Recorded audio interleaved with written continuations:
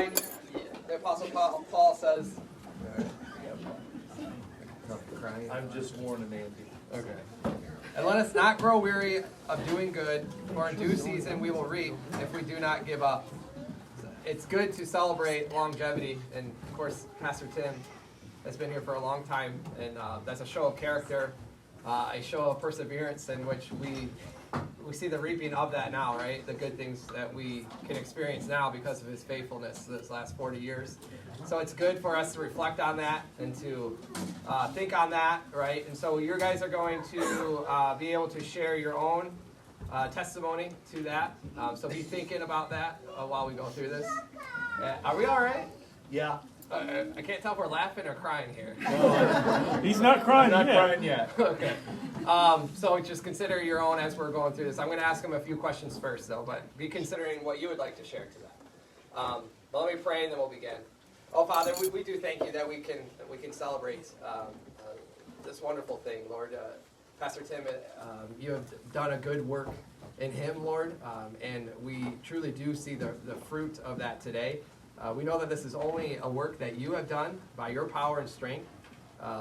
We know that Pastor Tim is very humble enough to reveal that it's a work that you have done in him and in this church by your Spirit. And so I'm thankful that we can celebrate that now, today. In this world, there's so much bad news and things that bring us down. And so to be able to spend time meditating on this now is a delight. And so I pray that we would celebrate, we'd enjoy, and be edifying to our hearts as we look into the ministry of Pastor Tim. In Jesus' name, amen. All right, I got a few questions here. So first one, what's the biggest thing that has changed about this church? Theologically, people-wise, and the building-wise.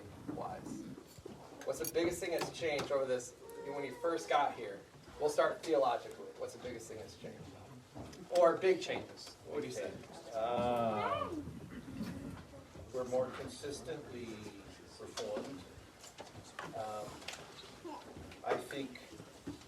I think the sufficiency of Scripture has been the biggest thing, and the theological truth that's had the most impact on us.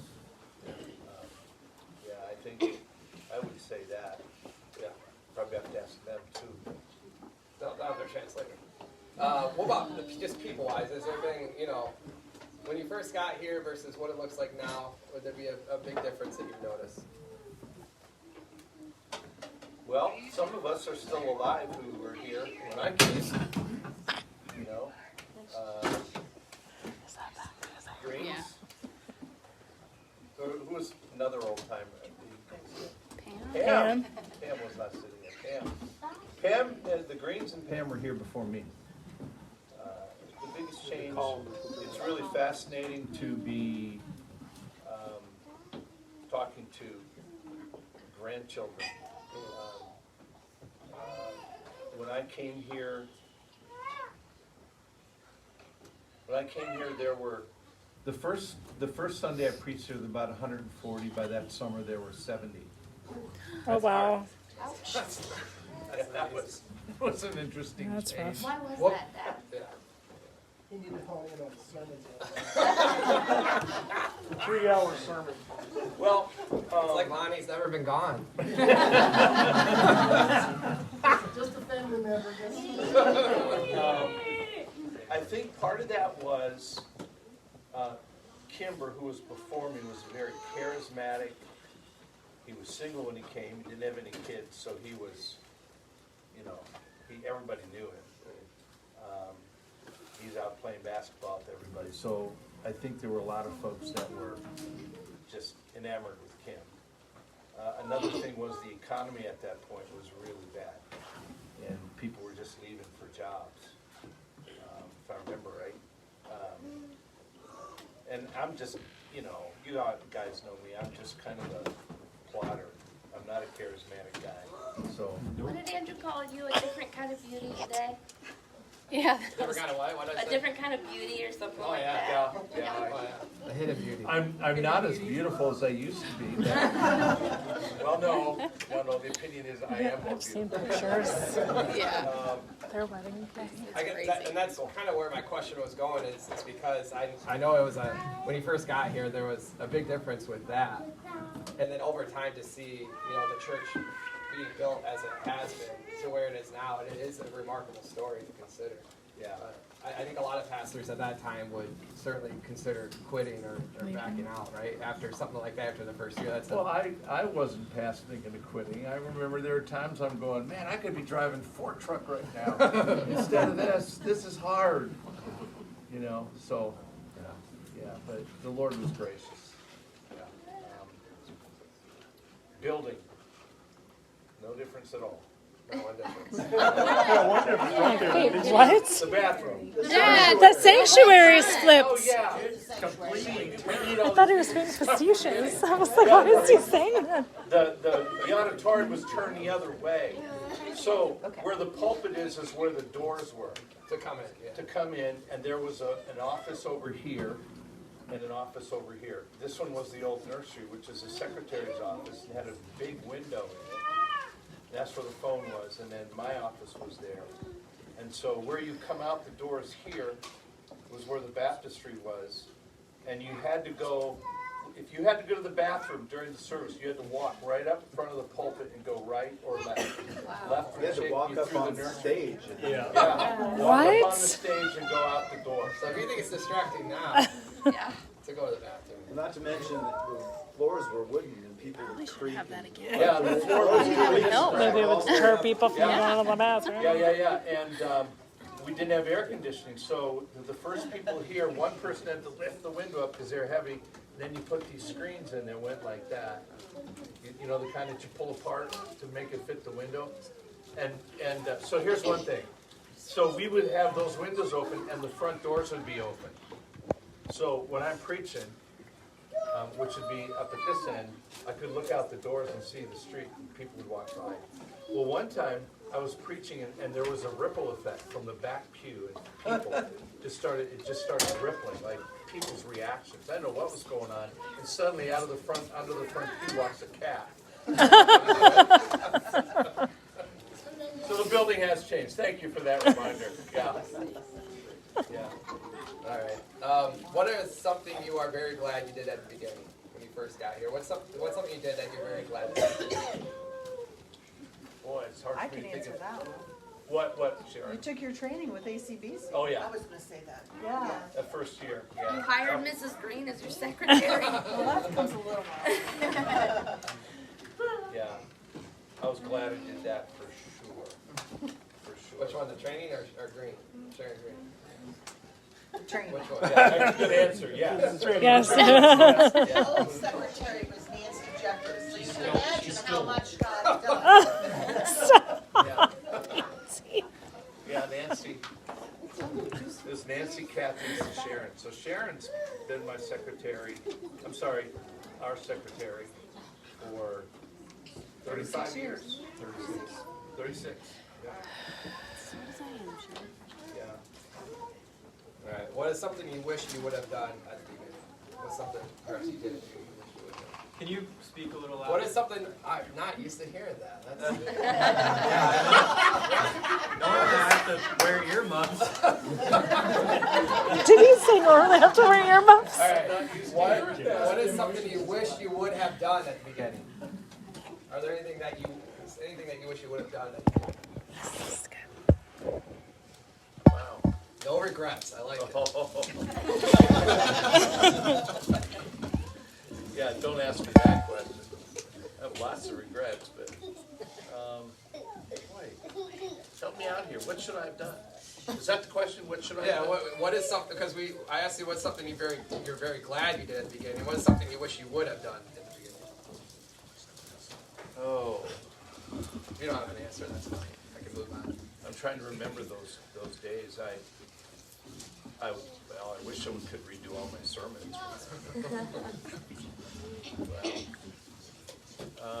Yeah, Tim keeps all his sermon notes, so then he can look back at them, and that can get kind of depressing. You right? will, He you says- will regret that someday not doing that. Oh, I don't know. Yeah, I think it's a great idea. It shows you how much you've grown, I'm sure. And after 10 years, you Oh, can my. pull one out and say, well, I don't have anything You're like ready. not that guy anymore. Yep. Yeah, I asked God Pull out a Roman sermon. I it being too asked loud? God, please help everybody forget the first 5 years.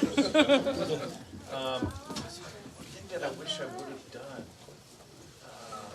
To preach better. Yeah, at the very You least. should, that's a question you should ask my mom. What's something you wish Dad would have done? Here she is. Yes, do you want to chime in, Beth? Stop worrying. Stop worrying. Oh, yeah. Learn about worry soon. Oh, man, those were tough days. I was worried all the time. Oh, and be a fun dad, she says. And what? And be a fun dad. She's sure of us to run under We the have bus, no though. complaints, Yeah, Dad. yeah. Don't worry about that. Yeah, well, We didn't know you were that's God's worried. kindness, yeah. Notice that came from Yeah, the that's girls. a good one. I was really, Right. I was imprisoned by anxiety because, from the time I was 15 till the time I was 30, when I came here, I was just a working guy, right? And I've had a million jobs. And the last one I had was a really good job. And now it's like, wow, I got to look after the souls of people. I just can't pass this off. And so that just tore me apart. Yeah. Plus, I figured I'm going to split this church somehow. It's going to happen. It's going to happen. I wonder when. So that was on my mind. So thanks, dear. Yeah, that's a good one. All right. What has been your favorite book or passage to preach through? Oh, Favorite man. topic? My top three are the Chronicles, Revelation, and Genesis. Those are my top three. Yeah. Why is that? Chronicles just really got me exposed to how to preach the Old Testament with its purpose in mind, which is always looking forward to Jesus. So that was really good for me. And then Revelation was the first time I dug into it. I used to joke that I will preach Revelation when John Calvin writes his commentary on it. Of course, John Calvin never wrote a commentary on Revelation. Every other book. Every other book, but not Revelation. And so that was really a good exposure to, this is written to the church today. It's not written just to these 7 churches telling about what's happening way off in the future. This is about what we have to look at today. And then Genesis was just amazing in terms of setting the stage for the rest of the Bible and seeing the promise of the seed being kept all the way through. I really love Genesis. Genesis is one of my top. Okay, so what has been your favorite, just generally speaking, what has been your favorite part of ministry? Your favorite part of ministry? Preaching. Preaching. Not counseling. Okay, now don't write me out. We're all I hurt. would put preaching above counseling because, well, for selfish reasons, preaching is easier. Yeah. So I tell folks this all the time. Preaching in front of 500 people, that's not a big deal. You know why? No one's going to stand up and argue. Right? No one's going to argue. They are. They will later. They will later, but not when I'm preaching. And then, but counseling terrified me because, to say I'm going to meet with 2 people in my office was just absolutely terrifying. And, I mean, come on, I'm standing toe to toe with the guy and he's about ready to clean my plot. I figure I'm done. Those are the sort of things that happen. And, but it's not that way anymore. I'm just nervous now. But I would say this, if I hadn't gone through my fundamentals, if I haven't pursued biblical counseling like I did, I would have quit years ago. I would have quit because I just didn't know how to handle things. So, counseling is a close second. Right, so what's the hardest part of ministry? Would it be counseling, or Yeah. what would that be? You would say in Well, ministry the hardest counseling, but also just one-on-one.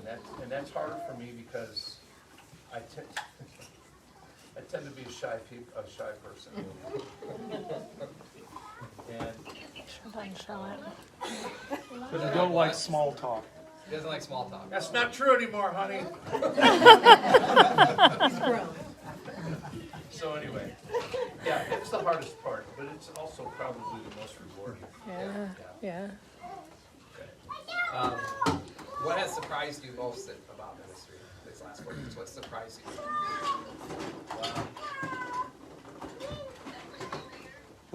What'd you say? We're still here. That you're still here. There are weeks, Tim. That's a There are good one. weeks. Yeah, we're still here. Not back in Iowa on the farm. Yeah, I right? think the thing that surprised me the most, and this is really strange because I grew up in a pastor's home, but just the difficulty of ministry, you come out of seminary thinking, I'm gonna study the Word of God, I'm gonna disappear in my office for 40 or 50 hours a week, I'm going to emerge on Sunday, I'm gonna preach these magnificent sermons, everyone will be happy, and the church will grow, and it'll be great, and it just didn't turn out that way. That may be because my sermons weren't worth listening to, but I think probably it had to do with the fact that that's not ministry. And so the thing that surprised me the most, I think, was the depth of, wow, of dealing with people. In the old days, Beck would say to me, how was your day? And I'd say, oh, it was a people day, meeting I was not I was interrupted and I didn't get to read and study. And I remember early on Paul Tripp talking about some guy in his seminary class saying, oh, okay, I get the counseling stuff, but when can I get that done so I can get to ministry? And Tripp talks about walking to the guy, kneeling down in front of him at his desk, looking him eye to eye and saying, what did you just say? And the idea was, of course, people are ministry. Yeah. So that's, I think, now that may sound dumb to you guys, but you come out of seminary thinking, and if I study and preach, that's it. That's great. Because all the great churches, what? Have great preachers who don't do anything but preach. So that was surprising to me. Yeah. And I caught on, I think. Mm-hmm. So, Where have you seen God work most powerfully in your ministry? Where have you saw him just, that's God at work powerfully? other than my family? No, you can say family. Yeah, my family. Yeah.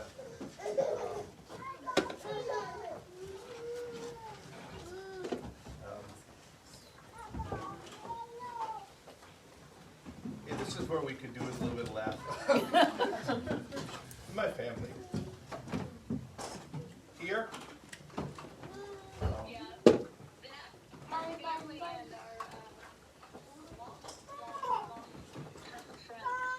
What's that? Family and long-term friends. Yeah. Yeah, the name would be our friends is always surprising to us. What? Guys, I'm telling you, it's a sign of God's kindness. Yeah, you go to LaRue and you experience a lot of rich relationships, so the fact that God's working powerfully at work in those areas makes sense. You can feel that coming in as a newcomer. And you know,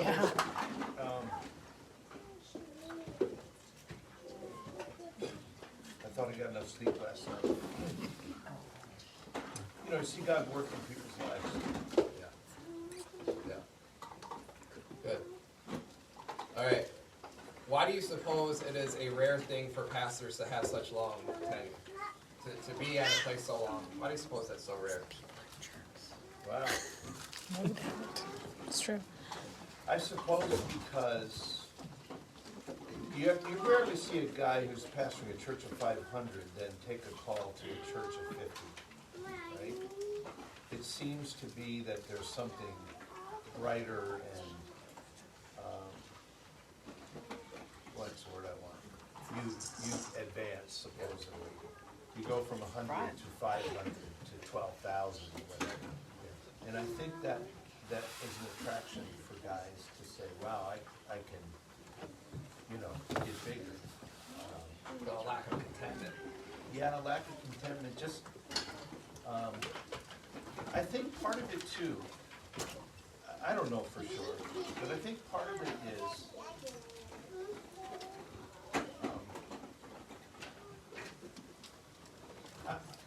I don't know if it's a lack of shepherding. Because, when offers would come my way, we'd go, Beck and I would say, wow, that sounds good, but we can't take anybody with us. Yeah. That's good. That's good. Yeah, you drive your roots deep, you get to love people. Yeah. Okay. It's called commitment, honey, she says. Yeah. I came here saying, if I'm coming here, I'm coming here for the rest of my life until God unmistakably moves me out. or I get kicked out. Which is God moving you out. I was expecting the latter, that's for sure. All right. We probably already kind of answered this. This is my last one. If you have questions, you'll have a chance to ask better questions. But if you could go back to your first day of ministry here and tell yourself one thing, what would it be? You probably already addressed it, but if you could go back to your first day of ministry when you went into your office to hide away, Yeah, what would you tell yourself? I would tell myself, it's the people. It's not just the text, it's the people. You got to show it. All right. Any questions or comments? So if you have a question or just something that you remember about this ministry that was perhaps helpful to you or to the church, anything along those lines. Dad, some of them probably aren't here now, but like, who are some of the people that have helped you the most in ministry? Let's say, take the people that are here out of the equation. What are some of the people that come to mind that really helped keep you committed here? Charlie Fry. That's what Mom just said. Charlie Fry. Yeah. He's a major.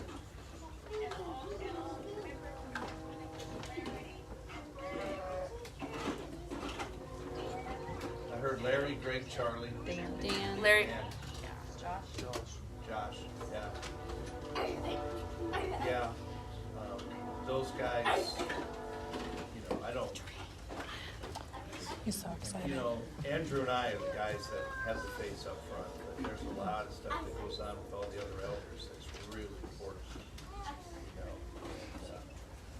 Without those guys, it just wouldn't happen. That's really hard to narrow down, though.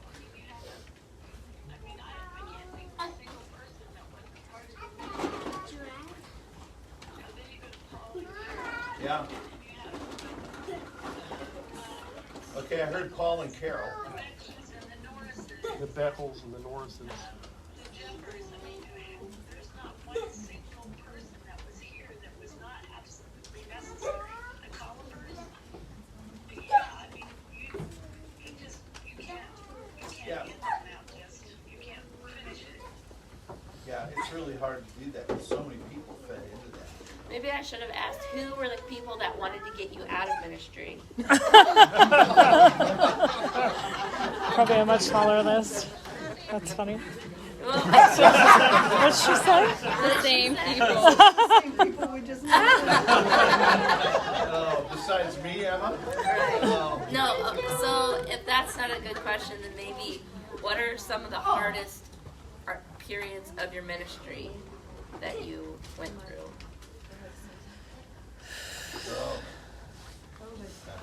Yeah, COVID. Good question. Way down That is a diet. good question, and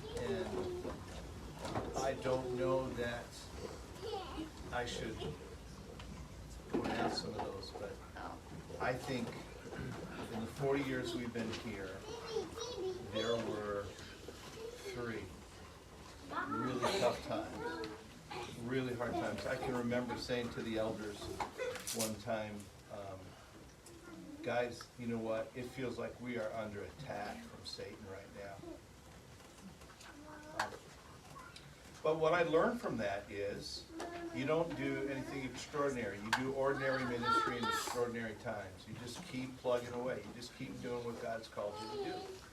And there are times when it gets so hard that you're thinking, man, we got to do something here. And no, you just keep doing what God's called you to do. That's it. So. That's what I was getting at. Yes. I vaguely remember thinking about moving to New Zealand. Because somebody offered you a job there. Was that my part? Or did that actually happen? Was I in a fit of anger and saying if someone's elected, we're gonna move to New Zealand? Wow. Maybe it was the source could have been one of my brothers. But I distinctly remember I was probably like 8 or 9 years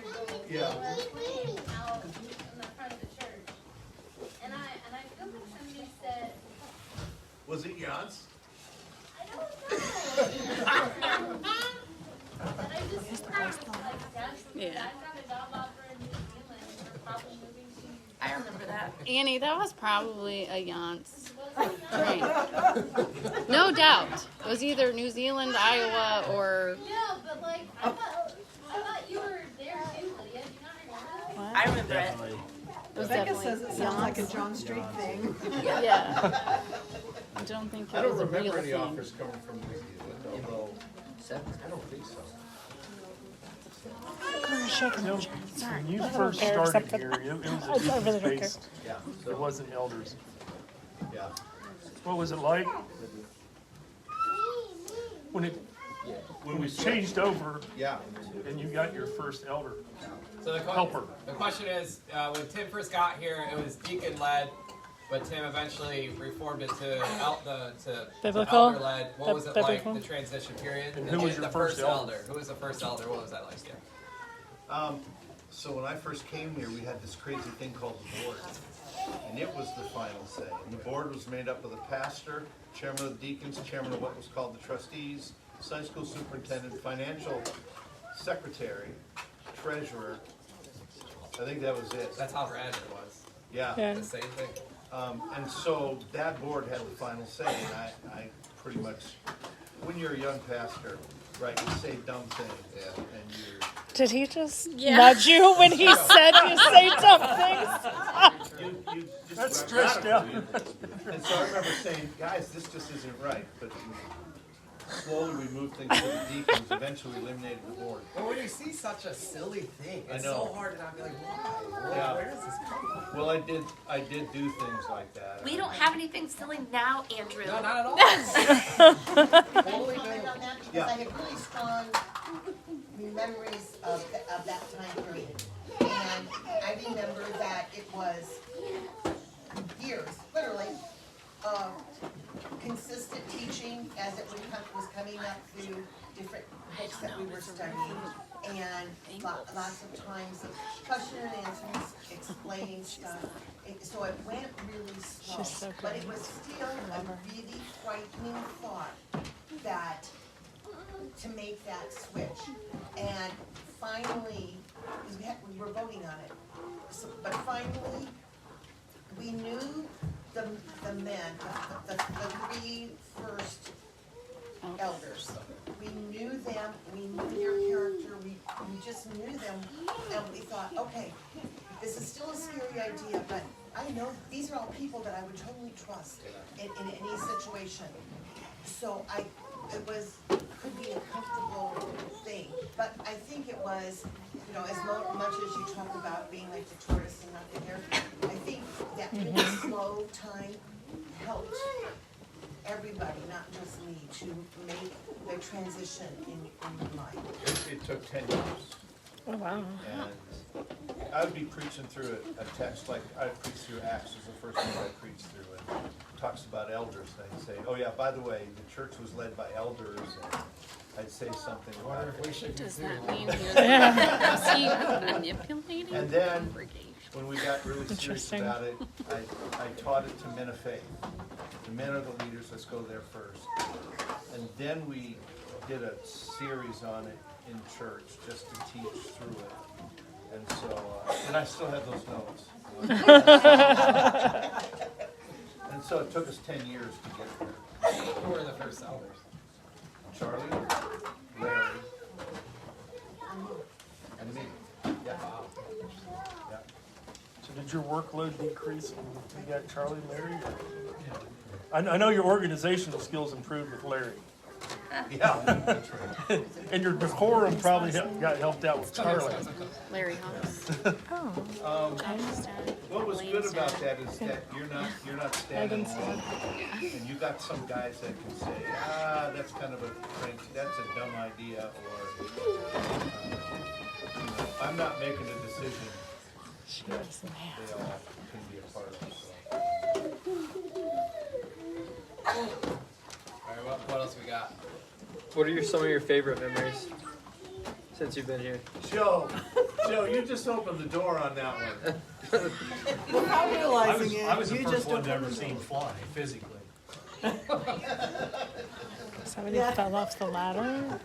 Because of a little bat about this big. He fell off the ladder. Oh, yeah, didn't you Your jump off the dad. bar? He jumped off the ladder. It was the ladder, yeah. I just heard this story a couple weeks We ago. were taking the sign off the barn, and this little bat popped up and looked right at me, and I just turned around and jumped. It didn't well. You know how fast your mind works? I'm on the way down, I'm going, oh, this is gonna hurt. And Becca's over there sitting, this is gonna be really expensive. And I'm over on the other ladder holding the sign. So, Joe, what was your Mom question? laughing so hard. Yeah. Well, there was the one where you would come with your mom, Okay. Well, I wasn't talking about. and she's working, and Joe has to go to the bathroom. He's in the bathroom, and his mom says, Joe, are you done? Do I need to come in? And he yells back, no! I want Pastor Tim to wipe my bottom. That was only a couple years ago. Seems like only yesterday. Oh man, but you know what? What's fun about that is that, you know, I was able to officiate at that guy's wedding. Those guys don't get that. Oh, Andrew.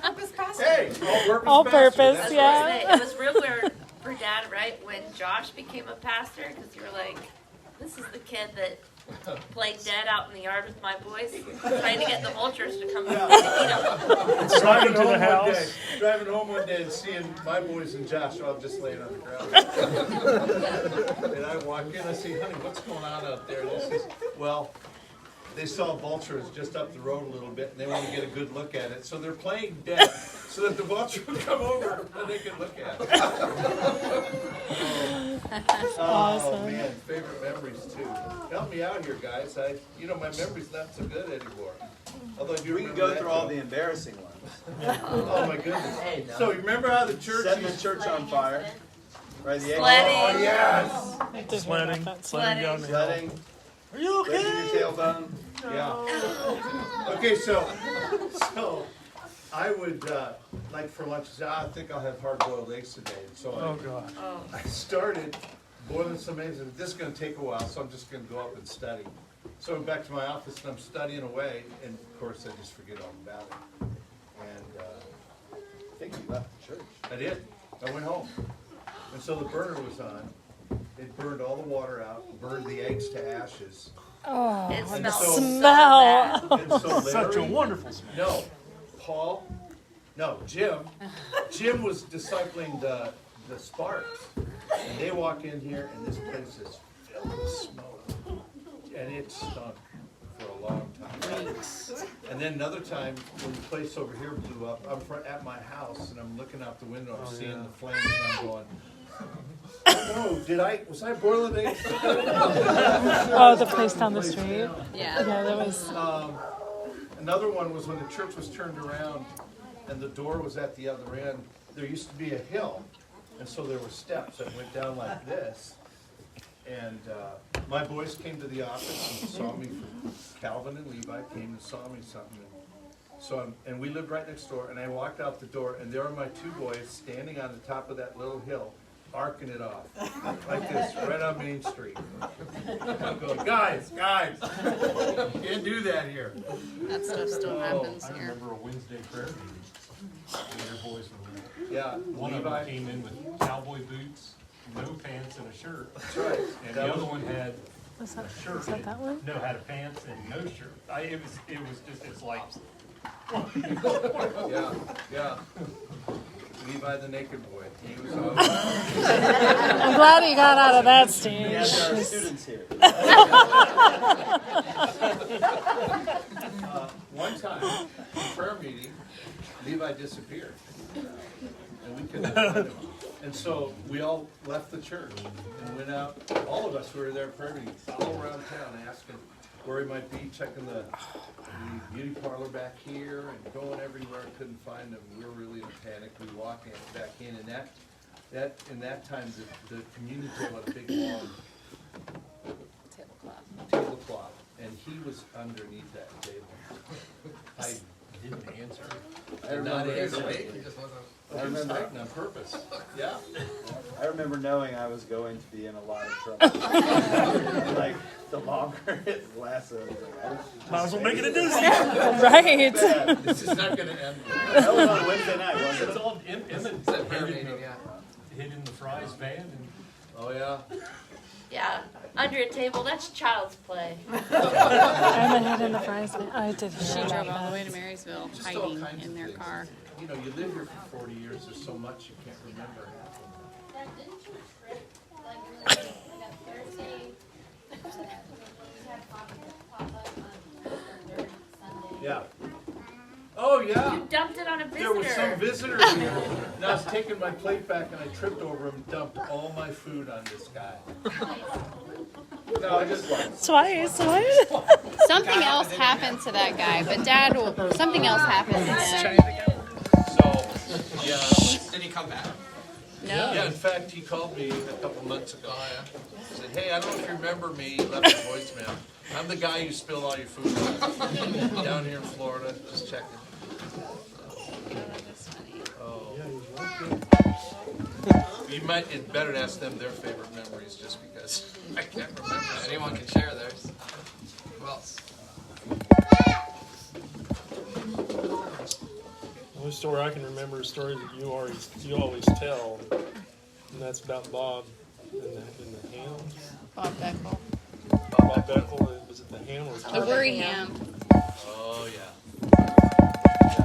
So, there used to be a house where the parking lot is. That's where we used to live. Then we moved out. The house was still there. It became our offices for a little while. So, we have a porch. You could hear people on the porch.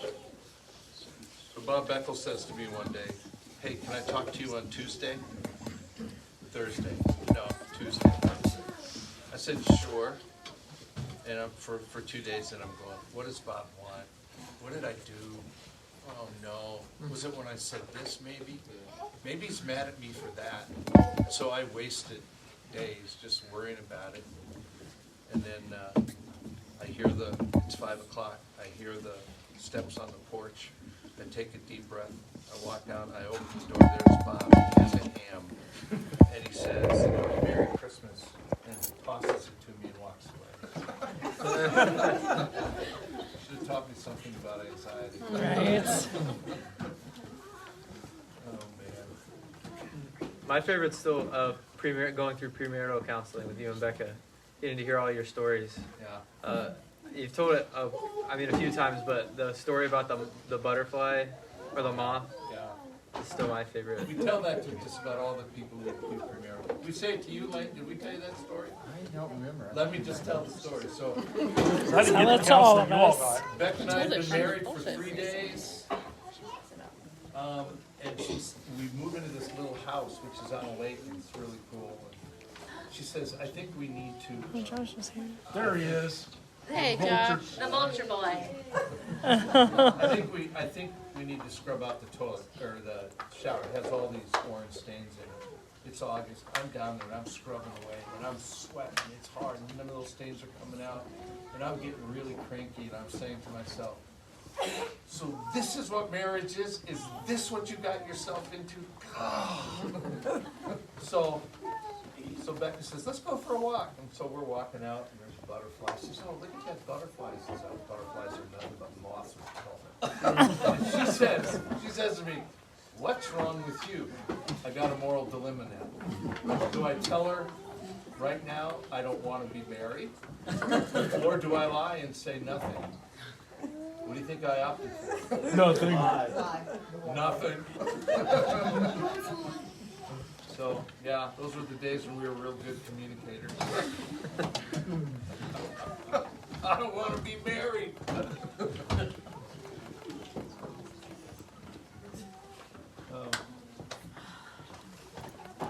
What else? I think the only other one I remember is when you were being interviewed and you asked them a question about. Yeah, when I came here, by the way, you guys don't know this, but I candidated a number of churches and failed miserably at all of them. In fact, at one place where I candidated, I split the church. And I wasn't even a pastor. I split that church. And I gave up. I said, I can't be pastor, and so I just thought I'd just pursue graduate studies in history. I'm done with this, but LaRue showed up. And my attitude used to be, because some of the churches were kind of legalistic, you know, and I'd say, well, if they got a problem with my beard, that's their problem, not mine.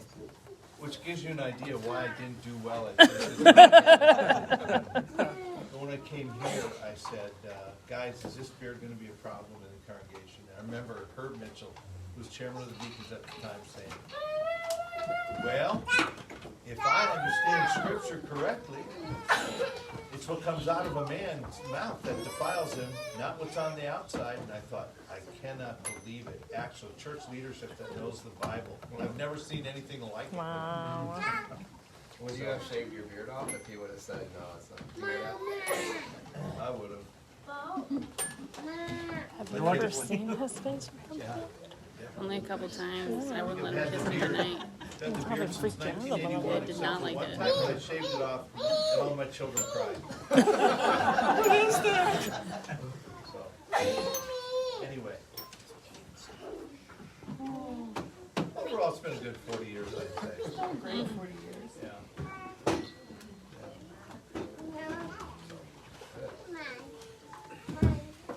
Anything else? All right, okay, my two favorite stories. Well, there's so many I can't even, but two Okay, of are my- these stories that you can share with everybody? They are Yes. People involved, You Dad. have our permission. involving Tim. So I grew up, God brought me to faith in a Presbyterian church that was in my backyard when I was a child. And his daughter was my best friend. I would spend the night there. The man was never out of a three-piece suit. Never. I mean, I'd spent the night there. Never saw him out of a three-piece suit. The day I met Tim, Andy and I weren't married yet. He said, come up here, I want you to marry. It was just a month or so before I got married. He said, I want you to meet our new pastor. So we came up. Tim is out at where Jans lives now. There's a group of men putting a roof on. And this man walks up, has jeans, suspenders, no shirt, a bandana tied around his neck, and in the end he says, this is our pastor. I'm going, what? Like I can see skin. Lots of skin. That's a hilarious image. Another one, Andy was on second shift, working up here where the place blew up, and we lived out at where everybody lived at Paul's trailer at one time or another. And there's this truck out in front of it's like 11 o'clock at night. There's a truck out on the road, and it's just, and it's like, what is going on? I'm there by myself, and it's pitch black in the woods, and I'm just young, and so I'm a little nervous, and so I called Becca. Tim answers the phone. Tim, can I just talk to Becca? Andy should be home pretty soon. I just want to, like, if somebody kills me, I want somebody to hear me, you know? So he hands Becca the phone, and I'm talking to her. She's talking me down. And it wasn't long after that, a car pulls into the driveway, and Tim gets out, and he's got on his glasses, which I hadn't seen him too much in his glasses by then, and probably a t-shirt and jeans and his suspenders, and he's got a baseball bat. And the guy out on the road was stupid drunk, and whatever he was doing to the truck, like dropped the transmission out of the truck. And Andy showed up a few minutes later, but Tim to my rescue. Hey, shepherding is serious business. You don't mess with any of these things. When you talk about why people stay in a church so long, it's because they've invested in the people that they're shepherding, you know? So, and then, okay, I can't say too much because I'll be a puddle, but Becca has had a 40-year ministry here too. That has been probably just as prolific as Oh my. Tim's. Probably more. Wow. Chelsea's right. You know what? Here's what I imagine. I thought about someday if I ever get up to resign, I'll get up in the pulpit and I'll say, look, my ministry's done, I'm going to resign. people who become forward, they'll be crying, and they'll all be saying one thing. They'll be saying, okay, you can go, but come back and stay. Tell the story about the cinnamon rolls and the teller. This is a monument to my dear wife. And Chelsea, you're right. I honestly think that she's had an unbelievable influence here. So Yas one day says to me, Dad, you're going to town. So going to town for us means going to Marion. You're going to town, right? Yeah, I gotta go to Marion today. Well, could you go to my bank and deposit this money for me? Because I'm not gonna be able to make it. I need to get the money in. Okay. So I walk into this bank. I've never been in this bank. I walk up to the teller, and I hand her the stuff. She's looking at it, reading it, and she goes, "You're not Yas." No. Are you Tim Pasma? Yeah. Are you the pastor at LaRue Baptist Church? And I'm going, that's me. That's me. And she says, man, your wife makes the best cereal. Right? So I often tell people too, I often tell them this, you know what? If I ever take Beck somewhere, after that everyone says, hey, how are you? Where's Beck? Right? Or they'll shake my hand, right? So if someone's shaking my hand and they're like this, they're not looking at me, they're going, hi, where's Beck? Right? That's the story of our life.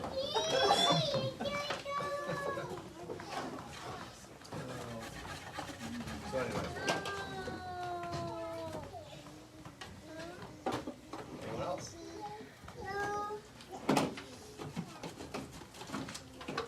So the rule for this, kids, is don't do anything that will embarrass your dad 40 years from now. You know what? Here's what's part of serving in a community long term. You get to know a lot of people, and you know, when Elgin West was out here, I always knew the principals, knew all the teachers, knew everybody, and built good relationships. My favorite memories of that are Mrs. Beechler in kindergarten would always marry Q and U, right? Q and U always are together. And so every year for kindergarten, she'd have a wedding ceremony for Q and U. And she'd have me come over and marry Q and U, right? It was really a blast. It was great. I'd go there every year to marry Q and U. But I think one of the most significant things that comes from long-term ministry is when you make those relationships. 2 o'clock in the morning, my phone rings, which is never good. And the junior high principal, Mr. Napper, is on the other end. He says, hey, Tim, one of our kids shot himself tonight. And so I'm wondering, would you be able to come in tomorrow, and we're going to give you a room, and you can talk to kids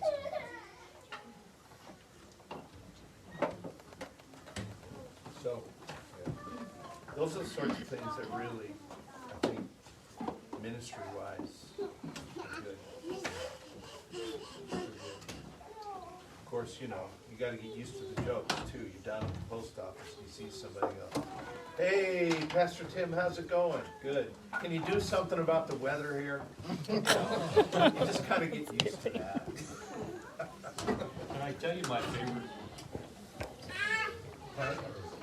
series that you've preached is probably on raising children.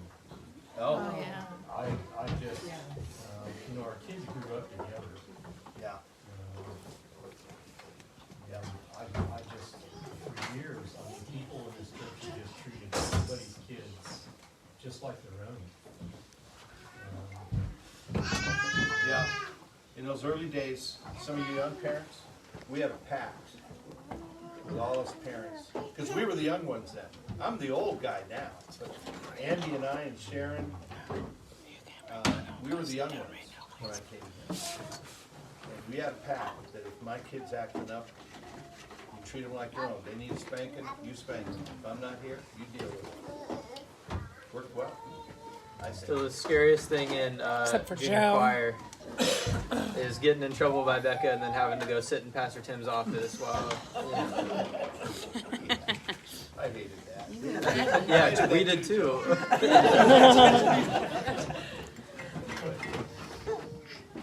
You didn't have Chris Cooper. She'd thump you. She's way scarier than that. She'd sit behind you and she said, I'll thump you. Thump. Yikes. It was scary.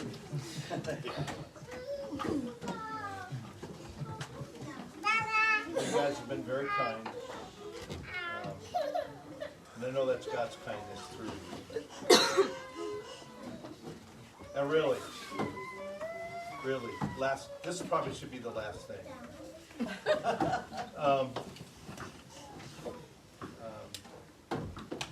You know, Becca's been a real part of this ministry in a major way. Not just with you, but with us at home. And I remember one time saying to Pam, Pam, you know, marriage is a real sanctifying influence. It really changes you. And she says, yeah, I can see that. If you hadn't married Becca, we'd have found you dead in the library somewhere. That is absolutely true. Right? I would have been. But my dear wife has done a lot to really help with this marriage. So, Well, we'll let that be the last statement. Unless if anyone has something really pressing. Can we sing Blessed Be Your Tie at Mine? Sure. you mean the old-fashioned way? Can we fit in here? We used to be able to. Steve, I don't We be have part this of many the people. paper. Everyone's feeling sentimental. The old-fashioned way, the way we used to do it, is form a circle and hold hands. Wow, Andy, way to take it personally.